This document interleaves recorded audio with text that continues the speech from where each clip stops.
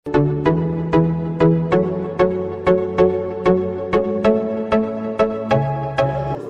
हो आप? मैं रवि सर सनग्लास बत्तार में सभी दोस्तों का एक बार फिर से स्वागत करता हूँ।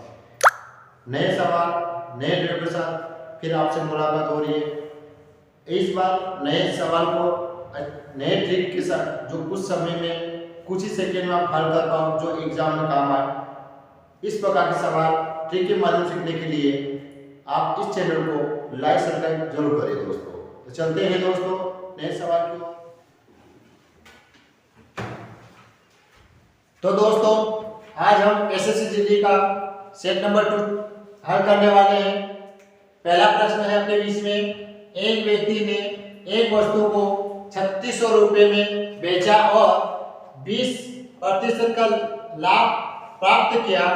यदि उसने वस्तु को 3150 रुपये में बेचा होता तो उसे कितने का लाभ होता? तो दोस्तों इस सवाल को ट्रिक के माध्यम से हम हल करेंगे। कितने का लाभ होगा? 20, यानी 100 में आप 20 जोड़ लो, 120 बराबर 3600। इसके बाद कितने का हुआ लाभ पता नहीं, लेकिन इसने बेचा कितने में? 3150 रुपए में। आप इसको काट सकते हो, इस शून्य से ये शून्य, इस शून्य से ये शून्य, पार्त्या 36, 3 के पार काटो इसको, एक बार 0.5 मतलब 105%। लेकिन इसको हमें लाभ पूछा, कितने का लाभ हुआ है, तो इसको 100 में से माइनस करेंगे तो कितने प्रतिशत का लाभ हुआ दोस्तों? हमें 5% का लाभ हुआ है, जो ऑप्शन नंबर कौन सा आपका? डी। देखा दोस्तों, इस सवाल को हमने इस ट्रिक के माध्यम से हल किया है। चलते हैं अगले सवाल की ओर।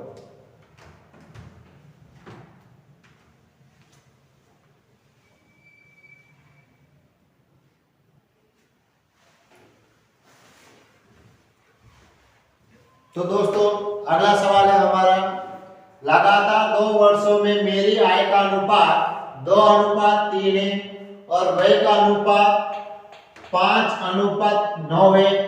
यदि दूसरे वर्ष में मेरी आय 45,000 रुपये है और पहले वर्ष में मेरा व्यय खर्च 25,000 रुपये है, तो 2 वर्षों के लिए बचत क्या है? ये सवाल आय व्यय मतलब खर्चे की और बचत कर रहा है, तो उस प्रकार हमको करना है। ऑप्शन है पहला 5,000, 10,000, 15,000 और 25,000। आप पहले सवाल को हल कर लो, वीडियो को रोक के, उसके बाद मैं हल करके बताऊंगा आपको इसका आंसर क्या आएगा। तो दोस्तों के उत्तर आ चुका होगा। चलते हैं सवाल की ओर। तो पहले अनुभव यहाँ पर पहला वर्ष, ये दूसरा वर्ष। ओके दोस्तों, यहां लिख लो आय, यहां लिख लो व्यय यानी खर्च। उसी प्रकार आय नीचे लिख दो यहाँ पर, या इधर लिख दो, हाथ पर लगे, यहां नीचे लिख दो आप वापस आय और व्यय और ये बचत।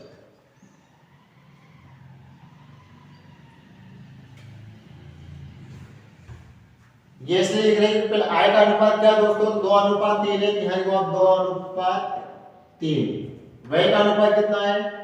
5:9। ठीक है दोस्तों, लेकिन हमें पता है कि जो आय है सेकेंड नंबर दूसरे साल की, उसका जो रुपया है वो 45,000 रुपये। कितना है? 45,000। इसको लिख दो 45,000। आप 3 से डिवाइड कर लो तो कितना है दोस्तों आपका? ये 15,000 रुपये। तो 15,000 गुना इसमें कर दो आप, 15,000 का गुना इसमें कर दो, कितना आ जाएगा आपका? ये 30,000। मतलब हमारे पहले वर्ष की जो आय है वो 30,000 है, और दूसरे वर्ष की तो आपको पता ही है पहले से ही कितना दोस्तों? 45,000 है। मतलब हमें ये पता चलेगा कि पहले जो वर्ष की आय है 30,000 मिल गया हमें। इसको ऐसे डिवाइड करेंगे तो ठीक है दोस्तों। और व्यय चलते तो व्यय इसमें बोला है कि पहले वर्ष में मेरा जो व्यय है 25,000 है। यहाँ हमारे पास कितना? 5, तो 5 से इसको काटने की कोशिश करेंगे हम। 25,000 को कितनी बार करें दोस्तों? ये 5 बार, मतलब 5,000 बार।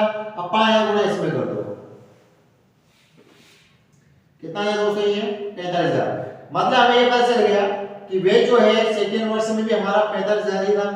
तो वे कितना था? आय कितनी अपनी इसमें यहाँ पर वे पहले वर्ष से वही कितना दोस्तों? तो आपका है 25,000, ये लिखा हो पहले वर्ष में, पहला वर्ष की जो वही है खर्च कितना आपका 25,000। तो उसने ये बोला है कि 2 वर्षों के लिए बचत क्या है, 30,000 कमा रहा था, उसके बाद आया 30,000 भी, खर्च कितना कर रहा था दोस्तों 25,000, तो बचत कितनी हुई, कितनी हुई, कितनी 5,000। बस ये इसका उत्तर है। ठीक है दोस्तों, इस सवाल को इस के माध्यम से आपको हल करना है। चलते हैं अगले सवाल की ओर।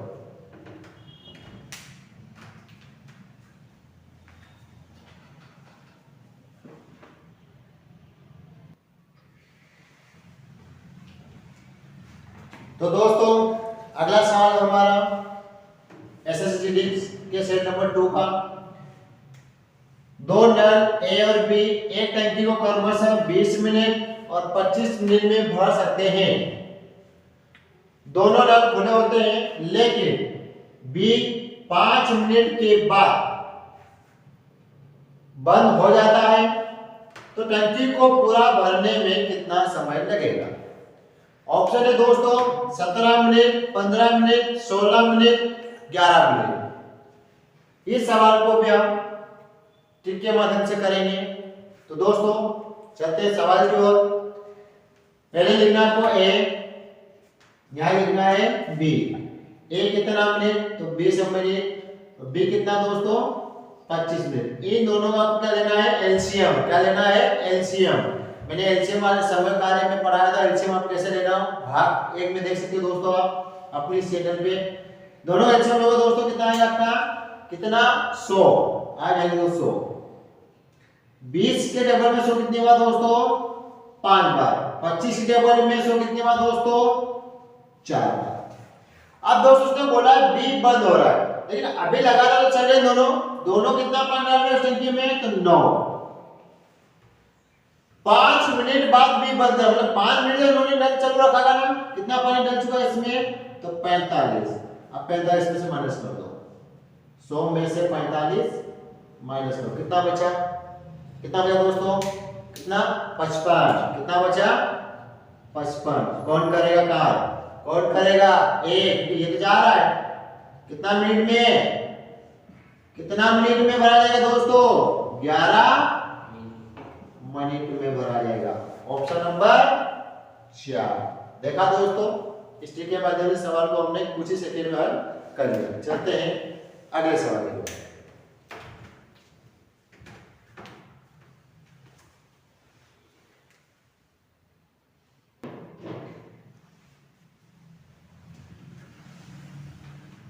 तो दोस्तों अगला प्रश्न है हमारा चौथा नंबर का। एक वृत्त का क्षेत्रफल क्या है जिसका क्षेत्रफल 60 सेंटीमीटर, 24 सेंटीमीटर और 25 सेंटीमीटर भुजा वाले त्रिभुज के क्षेत्रफल के बराबर है। इस सवाल में हमें त्रिभुज का क्षेत्रफल पूछा है। त्रिभुज का क्षेत्रफल का फार्मूला सबको याद होगा दोस्तों, याद है आपको, नहीं देखो मैं बता रहा हूं। त्रिभुज का क्षेत्रफल का फार्मूला है, त्रिभुज का क्षेत्रफल 1/2 आधार गुणित ऊंचाई। ये इसका फार्मूला दोस्तों। 1/2 आपको ऐसे लिखना है, आधार कितना है 7, ऊंचाई कितनी दोस्तों 24।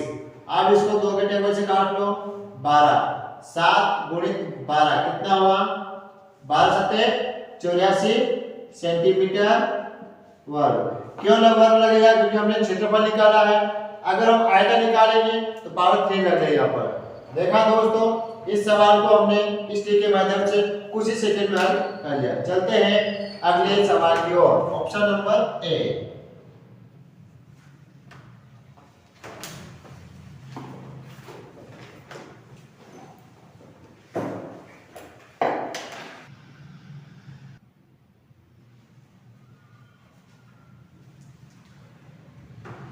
तो दोस्तों अगला सवाल है प्रश्न नंबर 5।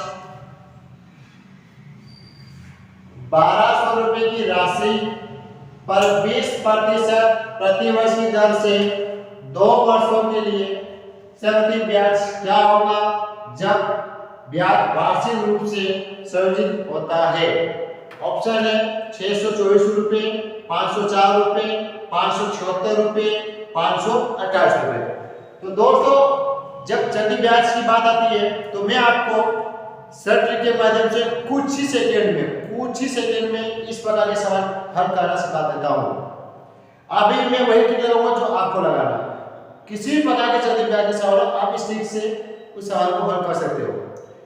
और दोस्तों इस सवाल में ज्यादा समय नहीं लगेगा। अगर आप अलग अलग विधि से निकालोगे तो समय लग सकता है, लेकिन अगर मेरी ट्रिक लगा के आप हल करोगे तो कुछ ही सेकंड में सवाल को हल कर पाओगे। कैसे? आपको पता है यहाँ लिखना है 1200 रुपये, ठीक है दोस्तों, और यहाँ गुणित आएगा आपका 44 बटे में आ जाएगा यहाँ पर 100। इसको आप जो काटोगे 0 से 0, 0 से 0, 12 चौक 48, हासिल 4, 12 चौक 48, 4 52। कौन सा उत्तर है दोस्तों आपका? Option number D. देखा दोस्तों इस ट्रिक के माध्यम से। अब आप फिर सोच रहे हैं 44 आया कहां से? तो दोस्तों इसके लिए क्या करना है, 20 वर्ष के जो दिए 20% 2 वर्ष के, इसमें मास्टरमाइंड लगाना है x y वाला। कैसे? ये 44 लाने के लिए ना मैं लिख रहा हूं कैसे, यानी का 20 प्लस 20 गुणित 20 बटे में 100। ऐसे 3 वर्ष का भी दे, 4 वर्ष का दे, 5 वर्ष का दे, आपको ऐसे करना है। अच्छे से बहुत जल्दी याद हो जाएगा आपको। 2 शून्य से ये 2 शून्य कटे दोस्तों, ये दोनों में कितना होगा 40 और 4 कितना हुआ 44। ये 44 वही है। हाँ आप क्या करना, यहाँ पर आपका हमेशा मूलधन रहेगा। यहाँ पर आपका क्या रहेगा हमेशा मूलधन। यहाँ क्या रहेगा दोस्तों आपका मूलधन, और यहाँ जो भी रहेगा दर समय मल्टीप्लाई करके आपको यहाँ रखना ही है मास्टर में। लेकिन यहाँ या इधर यहाँ हमेशा क्या है आपका तो ब्याज। कभी अगर ब्याज देगा तो ब्याज यहाँ रखो, मूलधन को एक से मान लो, ये रख के करोगे तो भी उत्तर आ जाएगा दोस्तों। ठीक है दोस्तों, देखा आपने इस ट्रिक के माध्यम से हमने सवाल को कुछ ही सेकंड में हल कर लिया। चलते हैं अगले सवाल की ओर।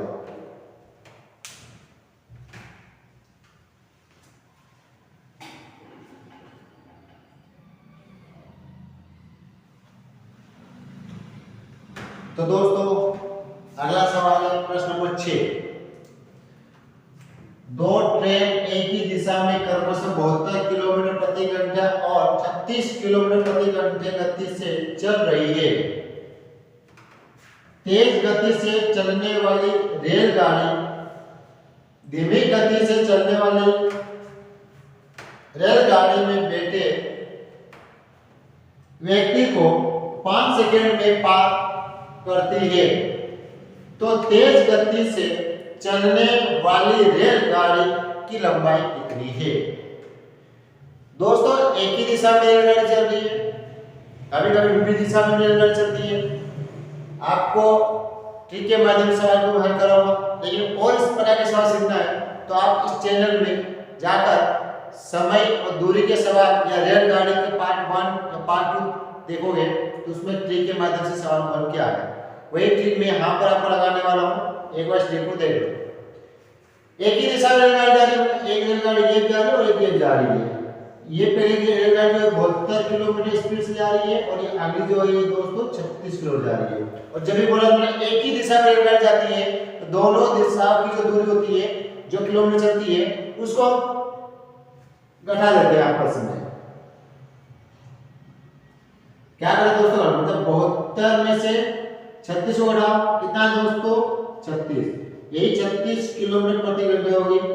और समय कितना दिया इसने, समय दिया है 5 सेकंड। दोस्तों अब आगे बारी ट्रिक की, ट्रिक लगाते हैं। इसमें कौन सा फॉर्मूला लगेगा, हमारा रेलगाड़ी में 2 फॉर्मूला लगाते हैं, एक टी बराबर डी और एक मीटर वाला। कौन सा लगेगा, ट्रिक नंबर 1, कौन सा, टी बराबर डी, टी बराबर डी। टी का मतलब क्या था समय और डी का मतलब क्या है दोस्तों दूरी। तो हमें फॉर्मूला क्या याद है, यहाँ टी के नीचे क्या लिखना है 3600 इनटू यहाँ किलोमीटर कितना है 36 किलोमीटर है, 1000 का मल्टीप्लाई ये मीटर में कर दिएगा। यहाँ पर दोनों जगह सेम रखनी है, सेम मतलब कितना है 5 सेकंड, ये 5 सेकंड यहाँ लिखो, ये 5 सेकंड। अब जिसका पूछेगा, अगर समय पूछता है तो ये 3600 उल्टी से नीचे आएगा। समय अगर पूछता है सवाल में क्या करो दोस्तों, ये 3600 उल्टी कहाँ आता है इसके नीचे, अगर रेलगाड़ी की लंबाई पूछता है तो मात्र ये 36 से उठ के इसके नीचे इन 5 से कोई लेना देना नहीं रहेगा। क्यों? क्योंकि दोनों संख्या सेम होने की जगह में ये वही रहेगा। फिर समझ रहा हूं, अगर सवाल में समय पूछता तो मात्र ये 36 से उठ के कहां आता है? इसके नीचे। आप काटापड़ी करते उत्तर आ जाता। लेकिन इस सवाल में पूछा गया रेलगाड़ी की लंबाई, तो मात्र ये 36 से उठ के इसके नीचे आएगा। ऐसे देखो, ये 36 के नीचे देखो यहां पर, तो इसको काट दो। 2 से 236 से 36 इन दोनों गुणा करो, 10 गुणी 5 कितना है दोस्तों? 50 मीटर इसका आंसर है। कौन सा? Option number C. ठीक है दोस्तों, टी बराबर डी का फार्मूला आप लोगों को इस प्रकार साथ देख सीखना है। तो आपके इस श्रेणी बंधार में रेलगाड़ी के पार्ट 1 2 लिखे हुए, उसमें आगे देखना इस टी के माध्यम से अपने सवाल को क्या है। चलते हैं अगले सवाल की ओर।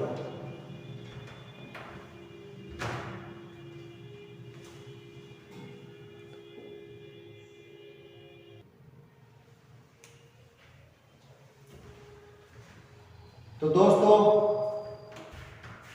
अगला प्रश्न है 7 नंबर का।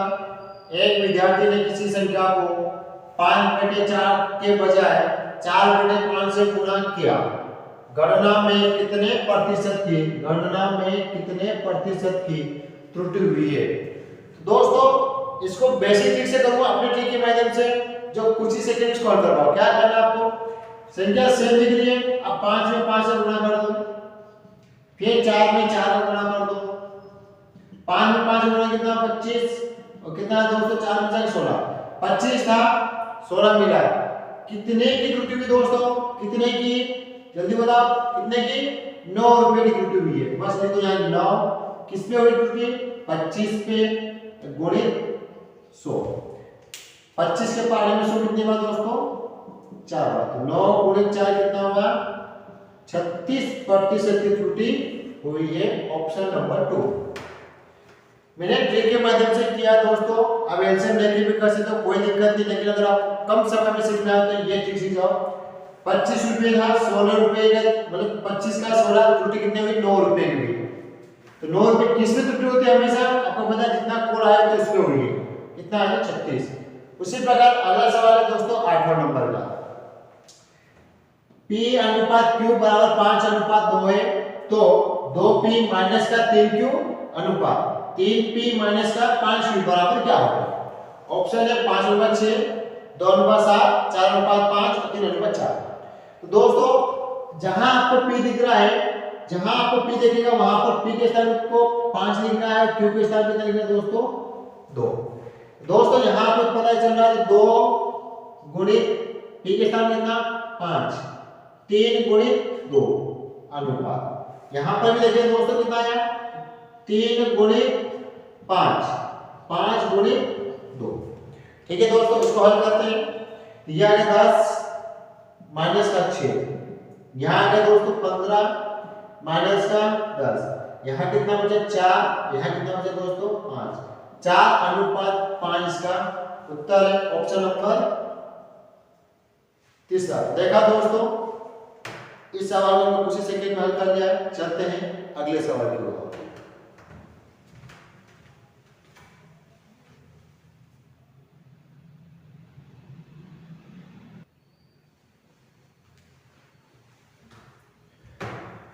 तो दोस्तों अगला सवाल है हमारा प्रश्न नंबर 9। 13 संख्याओं का औसत 42 है। यदि एक 14वीं संख्या को शामिल कर ली जाए तो औसत 44 हो जाता है। तो 14वीं संख्या क्या है? तो दोस्तों इसमें 14 नंबर की संख्या पूछी है, 13 संख्या का औसत दिया है और ऑप्शन है 70, 62, 66 और 68। दोस्तों ट्रिक के माध्यम से इसको सवाल को हल करते हैं। आपको लिखना क्या है? यहां लिखना आपको पहले संख्या गुणित औसत बराबर कुल योग। ठीक है दोस्तों, कितनी संख्या शुरू में? तो 13 संख्या हमारे पास, इनका औसत कितना है? तो 42। 13 दूनी 26 का 6 हाथ से गुजर 2 13 चौक 52 और 2 54। ठीक है दोस्तों, फिर एक और संख्या 14 नंबर संख्या है, उसका औसत कितना दोस्तों 44। तो 14 चौक 56 का 6 हासिल 5, 14 चौक 56 और 5 61। तो दोस्तों इसमें पूछा तो 14 नंबर की संख्या क्या है, तो आपको पता है बड़ी संख्या है छोटी है, बड़ी में से छोटी संख्या को घटाना है, मतलब 616 में से 586 घटाएंगे तो 0, 11 में से लेते हैं आपको कितना है दोस्तों 70। इधर भी आपको माइनस से लगाना है और इधर भी माइनस से लगाना है, तो कितना है आपका ये 70। कौन सा ऑप्शन नंबर पहला। तो दोस्तों इस के माध्यम से सवाल को हमने हल पूरा कर लिया है। चलते हैं अगले सवाल की ओर।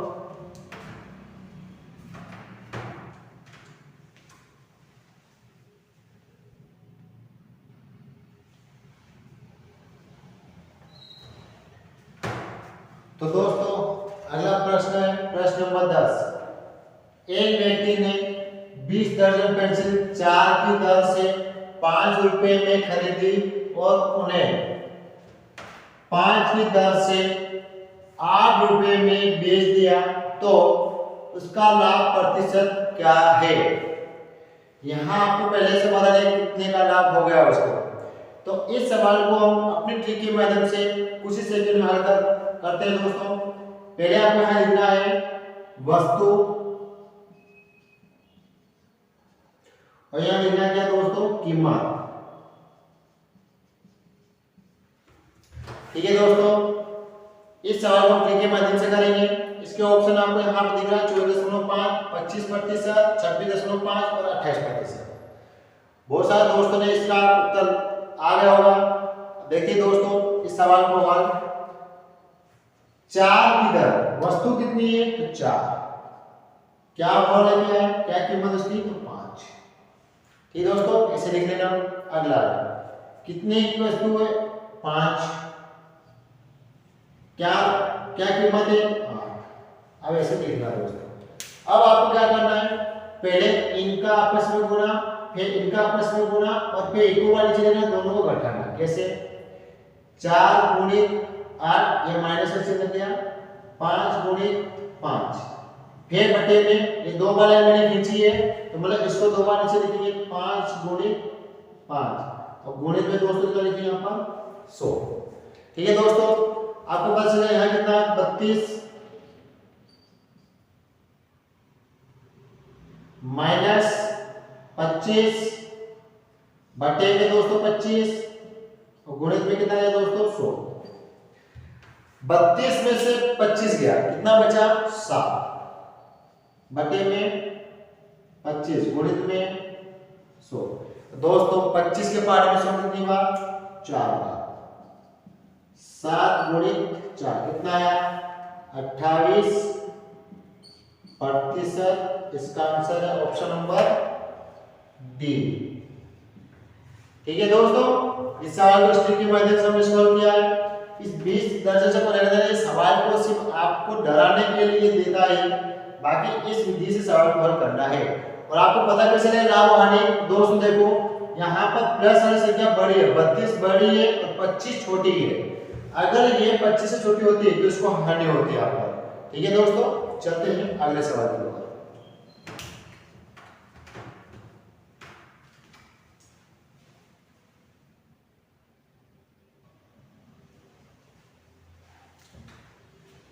तो दोस्तों अगला प्रश्न है प्रश्न नंबर 11। यदि 25, 22, 21, x + 6, x + 4, 9, 8, 6 की संख्या अवरोही क्रम में है और उनकी माध्यिका 16 है, तो x का मान क्या है। ऑप्शन 9, 10, 11, 12। दोस्तों कुछ निकालना क्या आपको माध्यिका, और माध्यिका को आपको पता है बहुत ही सरल है। मैं आपको ट्रिक के माध्यम से बताऊं। और इसमें एक बात बोल दी पहले से, अवरोही क्रम। अवरोही क्रम का मतलब क्या होता है पहले बताया था मैंने, घटते क्रम में लिखना। आरोही क्रम का मतलब क्या है? बढ़ते क्रम में लिखना। बढ़ते क्रम मतलब 1 2 3 4 5 से बढ़ रही है। आरोही घटते क्रम मतलब सबसे बड़ी, देखो सबसे बड़ी, फिर से छोटी, फिर छोटी, ऐसे ऐसे करके आ रहा है। अभी सवाल में x का मान लो और मैं आपको ट्रिक के माध्यम से बता रहा हूं। क्या करना है आपको? पहले लिखना 25 22 21 x + 6 x + 4 9 8 और 6। ठीक है दोस्तों, अब इन सब का माध्यिका जो होती है, इन सब का माध्यिका 16 है। लेकिन मैं ठीक बता रहा हूं, आप पहले इन दो तीन संख्या को इधर से हटा दो, क्योंकि माध्यिका निकलेगी तो इन दोनों पे। कैसे? x + 6 x + 4 कितनी है? 2 माध्यिका है, क्या है? 16। तो यहाँ है 2x 10 2 = 16, 2 इधर आ जाएगा दोस्तों, आप आएगा 2x 10 = 100 दूनी, इन दोनों को आपस में गुणा करना है 32। तो 2x आपका सेम है यहीं पर, 32 माइनस का 10, तो 2x बराबर कितना दोस्तों? 22। x से वैल्यू रखो यहाँ पर, 22 के बटे में 2 कितनी बार? 11 बार। तो x की वैल्यू कितनी आ गई? 11। ऑप्शन नंबर तीसरा। ठीक है दोस्तों, इस प्रकार माध्यिका निकली जाती है। तो चलते हैं अगले सवाल की ओर।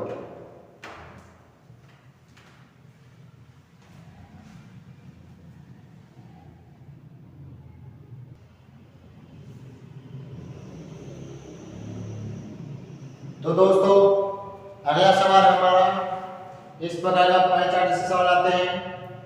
इस सवाल में आपको एक गोला दिया होता है जिसमें सारे नाम लिखे होते हैं और आपको पता है इस गोले वाले सवाल में हमेशा 360 मानते हैं, लेकिन कब? जब उसमें डिग्री हो। तो यहाँ डिग्री ना क्या है, इसके साथ में प्रतिशत, तो प्रतिशत हमें कितना होता है? हमेशा अपने आप का 100। कितना होता है? इस पूरे गोले को जोड़ने पर 100 आएगा। कितना आएगा दोस्तों? 100 आएगा। कितना आएगा? सबको जोड़ने पर 100। 4 गुणा 30 10 40 50 60 70 80 90 8 2 100 हो गए 90 100। ठीक है दोस्तों, लेकिन अगर डिग्री लगा रहता है इन पे, डिग्री कितना होता है? 360। ठीक है दोस्तों, सवाल हमारा है अगला 12 नंबर का। क्या? भोजन पर कुल 4800 रुपए का खर्च होता है। खर्च होता हो तो सभी मदों पर कुल कितने रुपए का खर्च होते हैं? मतलब इसमें बोला भोजन कितना अपने आप का 30%, मतलब पूरा बोला कितने का? आपको पता 100 बराबर 1, सभी मद को जोड़िए 100 हो जाएगा आपका। 30 बराबर कितना लिखोगे आप? 4800। अब इसको काटते दोस्तों आप, तो शून्य से शून्य कटेगा, 1 कटेगा, 1 बार 18 6 बार 60, इनका आपस में गुणा कर दो। 160 गुणित 100 कितना आएगा दोस्तों? 16,000 रुपये सब मिलकर खर्च करते हैं। कौन सा? Option number B. ठीक है दोस्तों, इस सवाल को इस ट्रिक के माध्यम से आपको करना है। जैसे अगला सवाल जो हमारा प्रश्न नंबर 13, किराए पर किया गया खर्च ज्ञात कीजिए। तो दोस्तों इसमें किराए का पूछा है, तो हमें पहले कुल निकालना होगा। तो कुल आपको पता कितना होगा? कुल खर्च कितना है हमारे पास? कितना है दोस्तों? कितना है? अभी निकाला ना कुल, देखो ये 16,000, 100 की वैल्यू निकाली ना हमने, कितना है? 16,000 16,000। किराया कितना अपने पास? किराया कितना दोस्तों? यहाँ पर 25%, नहीं तो 25% हो जाएगा। अब आप इसको काट सकते हो, चाहो 2 शून्य से 2 शून्य काट दो, या 25 के पार्ट इसको 4 बार 4 के टेबल इसको काट सकते हो 4। मतलब क्या आएगा? किराए पर कितना खर्च होता है? तो आपके 4,000 रुपए खर्च होता है। ऑप्शन नंबर कौन सा दोस्तों? ये दूसरा। देखा दोस्तों, बहुत सरल ट्रिक के माध्यम से आपको इसको सवाल समझाया है। आपको ये गोला अच्छी तरह से समझना है। ये प्रतिशत में दिया है, कभी सवाल में कुल पूछ लेता है, कभी कुल नहीं देता, तो आपको इस सवाल को ऐसे करना है। चलते हैं अगले सवाल की ओर।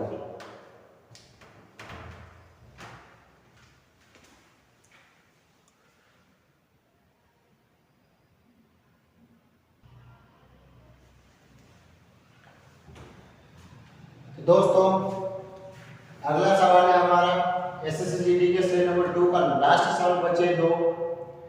सारे सवाल मैंने ट्रिक के माध्यम से आपको हल करवाया दोस्तों।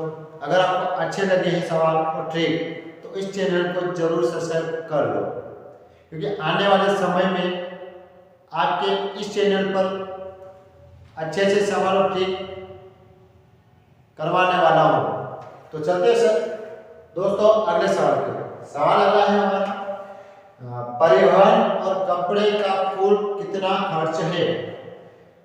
इसने परिवहन और कपड़े इन दोनों का कुल पूछा है।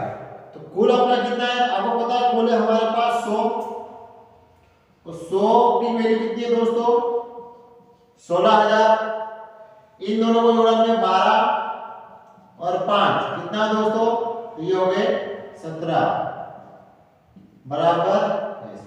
अब इसको हम 2 शून्य से 2 शून्य को काट देते हैं और इनका आपस में गुणा 160 गुणित 17। तो ये 0 7 42, तो ये 2 11 7 26 और 27, तो 27,720 रुपए खर्च करता है। ऑप्शन नंबर कौन सा दोस्तों, तो ये पहला इसका ऑप्शन नंबर है। आप इसको इस सवाल को स्क्रीन के माध्यम से हल कर सकते हैं। अगला सवाल है और लास्ट सवाल हमारा है कि कुल बचत ज्ञात कीजिए। कुल बचत, तो कुल हमें पता है अपना कितना है, बचत कितना आपको पता है 18। तो कुल कितना है तो आपको पता है 100 बराबर 16,000। बचत कितना दोस्तों, बचत है हमारा 18। ये शून्य से ये शून्य, इस शून्य से इस शून्य काट सकते हो, तो क्या बचा 160 गुणित 18। बहुत सारे बच्चों को हम समझ में नहीं आया कि सब मल्टीप्लाई कैसे करते, मैं बता रहा हूं। आप 18 का मल्टीप्लाई यहां पर कर सकते हो, यहां पे कर रहा हूं दोस्तों 160 18 गुना 0 बार 48 का 8 हसीन 4 8 और 4 कितना दोस्तों 12। अब ऐसे भी कर सकते हो सवाल में, अगर डायरेक्ट मैंने क्या ऐसे भी कर सकते हो। जिन दोस्तों को समझ में नहीं आ रहा है मैं यहाँ करके बता रहा हूँ आपको ऐसे करना है। फिर 0 1 का 6 और 1 का 1, तो ये 0 8 8 और ये 2। देखा दोस्तों क्या है 2880 2880 ऑप्शन में। अच्छा यहाँ गलती हो गई, यहाँ 80 है। ठीक है दोस्तों ये ऑप्शन है, ऑप्शन नंबर 2 2880। तो देखा दोस्तों सारे सवाल हमने ट्रिक के माध्यम से कुछ ही सेकंड में हल कर दिए। आपको अच्छा लगा हो तो चैनल को सब्सक्राइब कर दें। मिलते हैं एक नए चैप्टर और नए सवाल के साथ। जय हिंद जय भारत।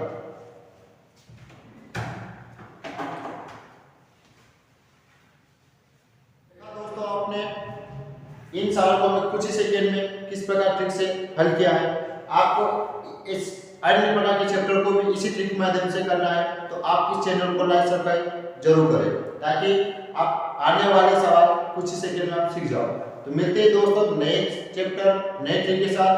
जय हिंद जय भारत।